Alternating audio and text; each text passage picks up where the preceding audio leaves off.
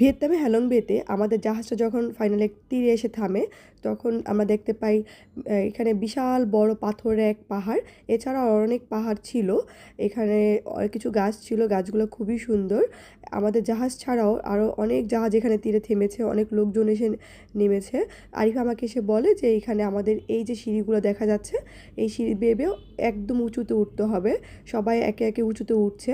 আমরা safety maintain করে এখানে ধরে ধরে, কারণ পাথরের পাহাড়, পাথরের সিঁড়ি ধরে ধরে আস্তে আস্তে উঠি। এখানে উঠতে আমাদের খুব কষ্ট হচ্ছিল। আমরা ছাড়া এখানে অনেক মানুষ ছিল, আমাদের সমানে উঠছিল।